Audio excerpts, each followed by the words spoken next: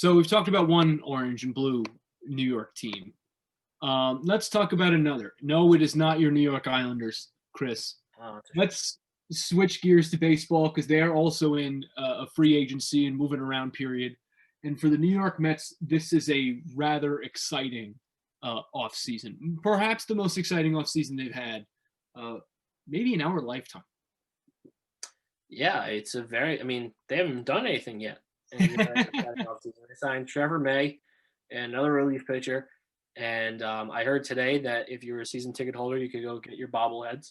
And that's it. That's all you got out of Steve Cohen and Sandy Alderson. But obviously, as we spoke about many times now, there is reason to be excited. And the Buster Olney quote, tweet, ESPN hit, whatever it was, that said he would literally bet his family summer home on George Springer rocking the Mets uniform in April. Not surprising because I did think George Springer would be a Met, but it was alarming because it's like, wow, like this is really going to happen. Like, I don't know.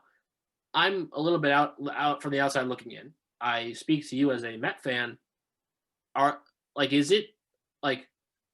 Is it really hitting you that this is actually real? Is it going to take George Springer putting on the uniform, Trevor Bauer putting on the uniform, like, wow, this is really happening? Or are you still in that honeymoon phase of, I can't believe it, that we're finally in on these guys? It's going to take a winning record at the end of August to really get me to believe it. And that is and that's me being a very natural Irish pessimist. But more than anything, the Buster Olney report when you said he would literally bet his family on George Springer being a Met. As a Met fan, also it's exciting. But if you're Buster Olney's family, you gotta be thinking, leave us out of this, please. I not what I would have said in that tweet, but I'm not here to judge Mr. Olney. He's been very good for baseball.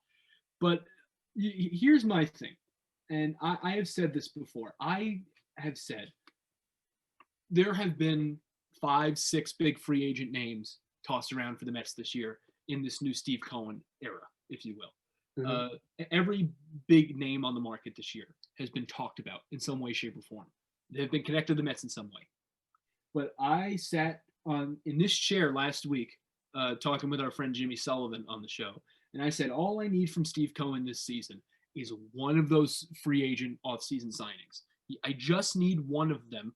Don't over splurge in that first year. I just need one of them to let me know that you're serious about saying 3 to 5 years is the timeline to win a championship. So let me ask you, as someone, as you say, more on the outside in, let's say the Mets end up with Springer. That's fantastic. Mm-hmm. Mets, that's a wonderful outfield acquisition for the New York Mets. Do you personally expect more from Steve Cohen in this first offseason? I think that I expect him to get at least one, but I wouldn't be upset if he got Springer and Bauer. I don't think that that's a bad thing, but I think just one is good enough because there are many, many more off seasons to come after this. And given the world we live in, we have no sense of the future. So who knows what next year. You could have nobody in Citi Field for the next 181 games and they'd be in the toilet again. Who knows? Who knows what's going to happen? So I would be okay with just one. Now, if he went and got Springer and Bauer, would I be upset about it? No, of course not. And it looks like James McCann is also going to be headed to Queens. So that would be a really nice pickup as well. But no, I certainly would expect one, but two would be more than welcome if I was a Mets fan. Now, I have a question for you. Certainly. If your phone rang at 9:57 on Wednesday, December 9th, and you picked it up and it was Mr. Steve Cohen, and he said, Dylan, I know you're a Mets fan. You get to pick one free agent out of Springer, Real Muto, and Bauer that we are signing tomorrow. Who are you picking and why? Well, for one thing, I just want to shout out, I had a middle school teacher named Steve Cohen. He's one of my favorite teachers I ever had. So I just want to shout him out. Not that Steve Cohen. Not that Steve Cohen, not the wonderful middle school history teacher, but and he's actually a Yankee fan. So but he always respected my Mets fandom personally. But I'm digressing. If Steve Cohen called me and he said I get to make the pick,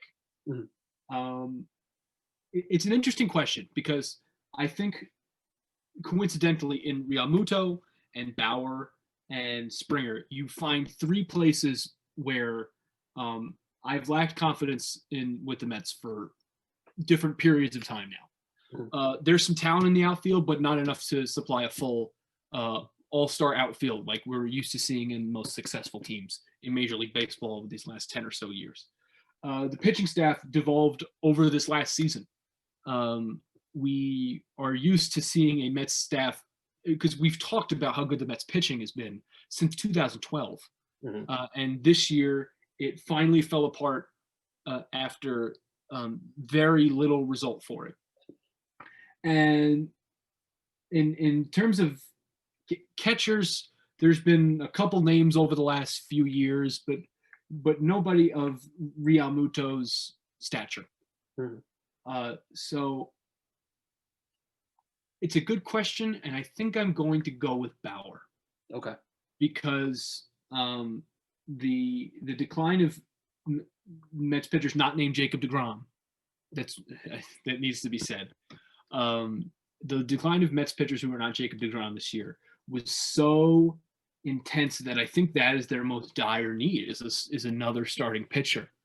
No team can be successful with just one. The teams that really compete in the league nowadays do not just have one all-star caliber pitcher. You have to have more than one in your starting rotation. So I think a deGrom and Bauer pitching 1-2 punch is exactly what this Mets franchise needs, more than anything else, to jump things forward. So let me ask you, who would it be for you?